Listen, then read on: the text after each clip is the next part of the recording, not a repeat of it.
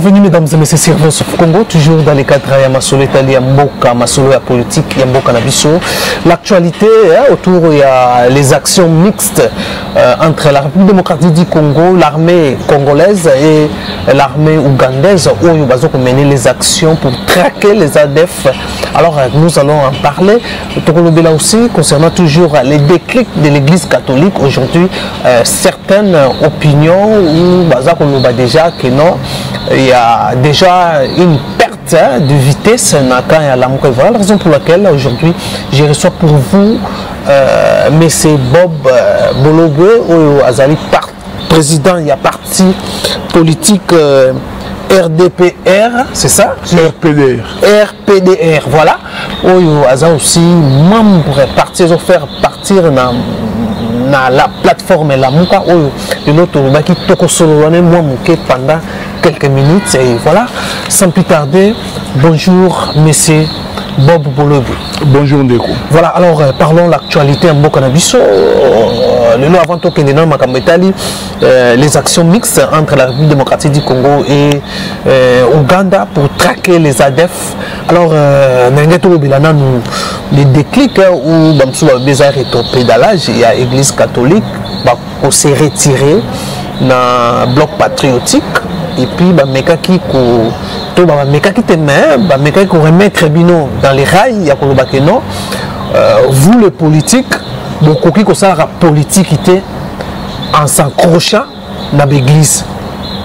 On a senti comme si vous allez qui allait hésiter, mais habiter au répondre nini par rapport à ça. Merci pour mon tour là, mais je vais seulement dire que depuis longtemps, la Mouka se bat pour la dépolitisation de la CENI. Voilà. Tout à l'heure, on a eu à faire des manifestations, plusieurs manifestations. Il y a Souka, autre ça qui comme la Mouka.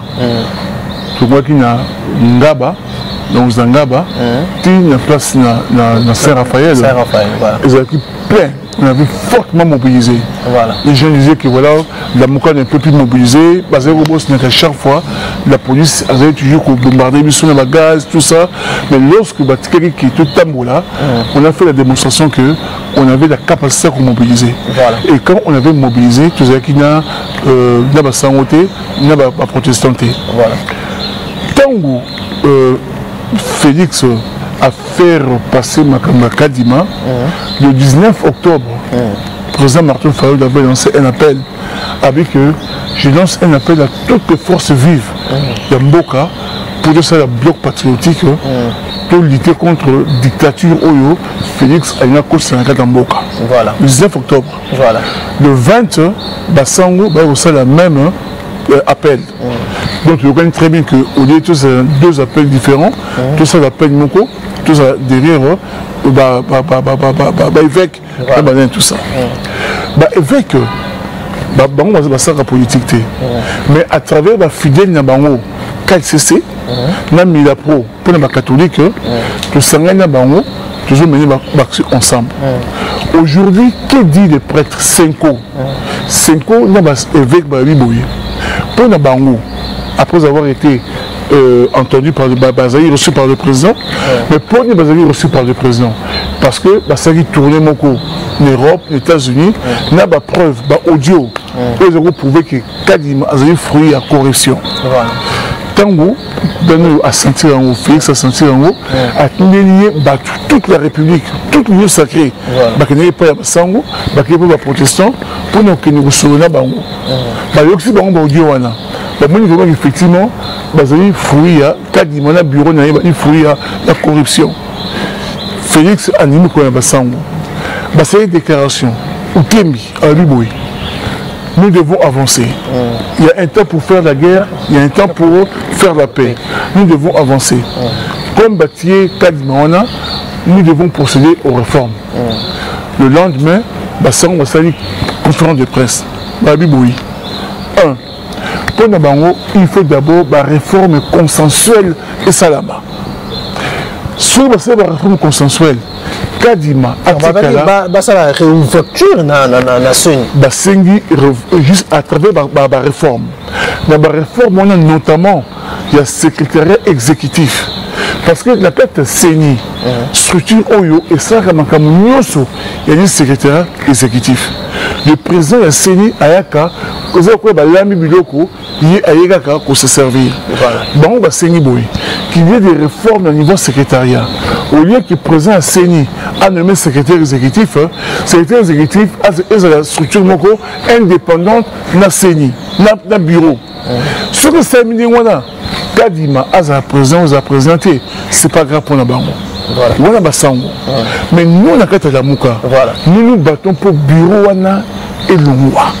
Donc, il n'y a pas une perte de vitesse. Pas du tout. Comme on a que non, les initiateurs, c'est nous.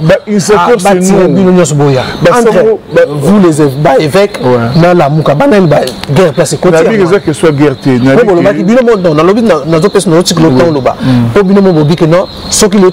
FCC, la mouka et la force vive, c'est appel. Il y avait fait comment le lobby peut changer le discours. Après le vecteur, il fait ça répéter.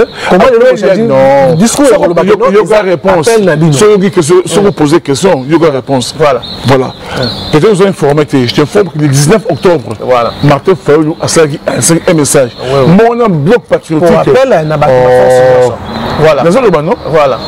Mon bloc patriotique, c'est Martin Fayulu qui l'avait dit. Le 19 octobre. Voilà. Ça, on va appeler le 20. Voilà. Donc, l'amour qui avait fait appel avant. Voilà. Ok? Très bien. Quand tu s'en dans le vecteur, tu s'en dans 4CC, dans Mila Pro. 4CC, elle est fidèle à catholique. Mais appui, il y avait vecteur. Appui ou pas, là n'est pas le problème. Le problème, c'est que 4CC, fidèle, il y a catholique. Mila Pro, fidèle, il y a protestant. Les gens qui ont Mila Pro, dans FCC, dans 4CC, tu as un bango. Mais vecteur, il y a un bibouille. On va signer la réforme. Mais ils encouragent les fidèles à continuer le combat. Ils encouragent 4CC à continuer le combat au Brésil comme mener. Il y a fonds patriotiques. Donc tu as 4CC, tu as mis la pro.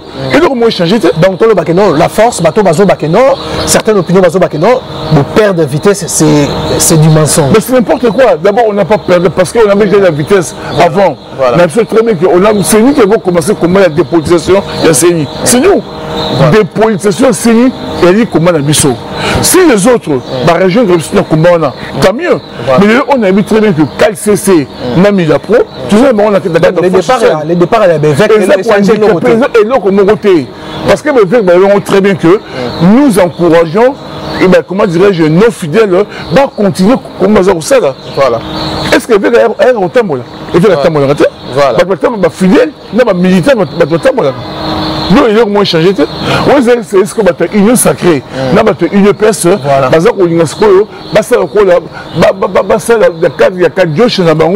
voilà, comment dirais-je, force sociale et politique, il y a quelle perte de vitesse. Nous, c'est nous qui sommes le père fondateur, il y a mon dépolitisation CENI. C'est nous qui curseur. Effectivement, c'est nous. Voilà, alors, pourquoi Martin Fayulu ne marche pas ces derniers temps? Il y a mis la pro LCC. On a vu très bien que aujourd'hui, certaines personnes comprennent que Martin Fayulu n'a été Tshisekedi. Ozoka. La marche, il est plus à donner ça, il était Tshisekedi à marcher. Non. Donc, Martin Fayulu est obligé d'être dans toutes les manifestations. Il y a des manifestations autres qui vont lancer appel. D'abord, appel Zagui et Milapro, dans 4CC. Les partis membres, il y a la Mouka, qui tient poids. Mais Fayulu est obligé d'y être. Donc, aujourd'hui, Fayulu, il faut qu'on mesure, qu'on tienne un rang et tienne Tshisekedi. Ah, mais bien sûr. Par rapport à quoi? Mais par rapport au combat, par rapport au fait qu'il y a eu le président élu, par rapport au fait combien qui était Tshisekedi, élu en 2011, le peuple avait élu Tshisekedi. Kabila Tshisekedi a se mettre au pouvoir. Et Tshisekedi a mené comment il y a impérium. Donc pendant 5 ans, à travers jamais combien dans Kabila président, a mené comment il y a impérium. Donc il y a vérité des urnes. Aujourd'hui, Martin Fayulu, c'est le lieu du peuple, il y a impérium, à côté de comment vérité des urnes. Donc sur l'hôtel, c'est là où point ils ont qu'on tient un rang. Mais on est sûr que si Fayulu m'a dit. Et je veux dire que Félix Azan, comment dirais-je, dans voie ouverte, ça irait très bien. Si aujourd'hui, les gens alors au thème, comment dirais-je, très trahison, mais par exemple, Baram, guerre Est, tout ça, mais c'est failli, voilà, alors parlons les déclics, il y a des évêques,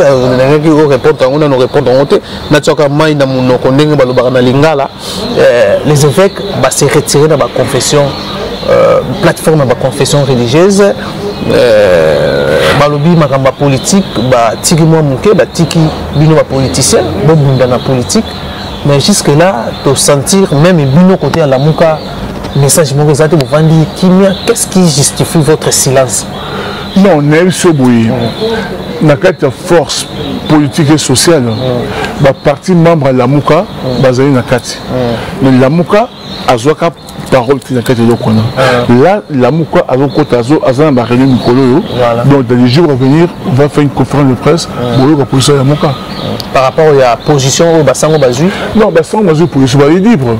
Tu as la démocratie. Libre, il y a Kokota, il y a Bima. Ça, c'est le point de vue. On n'a même pas commenté le point de vue d'Abaro. Mais je vous dis que Bassango, contrairement à ce que pensent beaucoup de gens, va lâcher combattre. Bassango va dire, il est philosophe. Il dit très bien que nous devons d'abord faire des réformes. Sur la réforme, Salami, tous les sur le Kaya, il y a bureau. Ozoka, Kadima ou Kadima, ou pas Kadima, il faut d'abord la réforme et Salama. Et dans ces réformes-là, c'est là où on va dépouiller la présidence, le pouvoir voisin, le Seigneur, à Moutaka, sur la réforme et Salami. Mais ça, c'est les prêtres, des gens très intelligents. Voilà. Bisso, tu as même comme Bisso, pour les Bisso, comment la Bisso, non pas seulement bureau, même la loi portant organisation et fonctionnement, il y a Séni, il faut la modifier. Mais non pas vous qui ne peut retarder les élections, pour qu'il y ait un glissement. Certaines pensent que vous avez la clarté faible, parce que nous avons un dialogue. Depuis février 2019, le président Martin Fayol avait demandé sa élection anticipée. Non, tu as bien dit. Non, nous devons faire des réformes de cette élection d'une manière anticipée. Celui de la Mouka est prêt pour une élection. Il y a une élection anticipée. Ils sont prêts pour une élection. Tu as beau un déglissement. Tu as beau plutôt que les élections sont biaisées. Ok, tu as gagné ça Yébani parce que tu as un niveau CENI. Déjà, un niveau de la Cour constitutionnelle. Parce que tu as bloqué la Cour constitutionnelle. Tu as bloqué CENI pour l'élection qui a triché à l'avance. Tu as aucun bon côté. Mais vous acceptez besoin d'immaquer notre que de moins un glissement. Notre ligne glissée. Plan de sortie de crise. La plan de sortie de crise est vraiment glissée. Ou bien glissée pas. Tu n'as pas tant autocommis.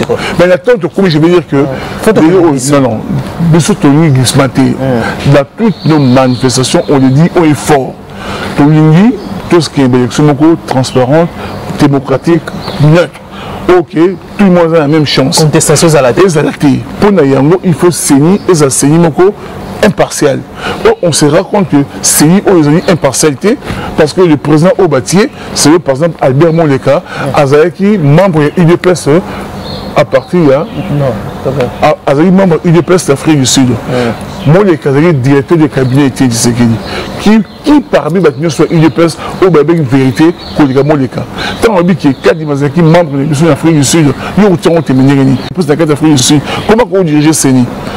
Donc, ceux qui ont rappelé souvent, donc les élections sont biaisées déjà. Voilà. Nous, on ne va pas l'accepter, d'où notre combat.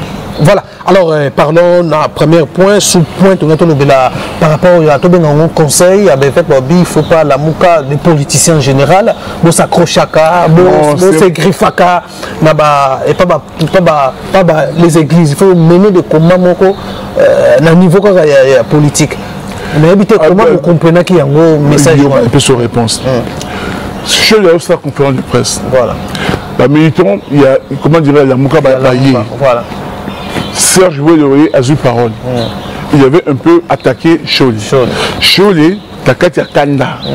faut autant le contexte avec on te gavani non la carte quand il faut pas que jouer le pays qui na position na répondre à question posée dans l'émission non voilà répondre na baki c'est peut-être là oui sur le baki parce que c'est là opposé un peu tu vas comprendre très bien la carte quand on a très bien que maintenant faut pas les partis politiques l'opposition bon on a Simaya église mais la réponse est très simple l'opposition ne se cache pas derrière l'église mais il faut très bien que l'opposition tant toujours mener combat. Il y a dépolitisation. Tant KCC, n'a pas de rejoindre Bissot. Parce que c'est nous qui sommes les précurseurs à combat là. Tout le monde se va réunir. C'est eux qui nous ont rejoints. Tout le monde se va monter. Donc pour dire seulement que ça c'est un faux débat. Il y a des moments ok, Batubali contre la Mouka, va amplifier les Kamouana, mais c'est un faux problème. Nous sommes un problème qui est dans Bassango, on n'est pas en guerre dans Bassango, Bassango est en combat dans Bassango mené, c'est d'une manière un peu à posteriori des bombes de Baka. Nous on a un combat politique, nous on ne se bat pour le pouvoir, on se bat pour le pouvoir, nous c'est différent. Voilà, alors mesdames et messieurs, on continue, je crois que nous allons prendre les dernières sujets Nabiso concernant les actions militaires mixtes entre la République démocratique du Congo et Ouganda, l'armée ougandaise a eu appui dans l'armée congolaise. Comment il y a les langues se délient, analyse dans d'abord attaqué président il y a RPDR. Alors comment il y a bon, moi je dis ceci, nous sommes RPDR, nous condamnons avec la dernière énergie une décision qui consiste à reconnaître l'agresseur dans le Nous avons 3 pays agresseurs, l'Ouganda, le Rwanda, le Burundi. Ce pays, ils nous ont agressés, ça fait maintenant plus de 20 ans, agressé Rabisso. Ces pays sont utilisés comme bras armés par certains multinationales d'obédience anglo-saxonne. Ces pays sont utilisés comme bras armés par certaines puissances occidentales pour balkaniser le Congo, pour diviser le Congo en plusieurs États. Mais la Yougoslavie, qui était un seul pays, on a plusieurs États.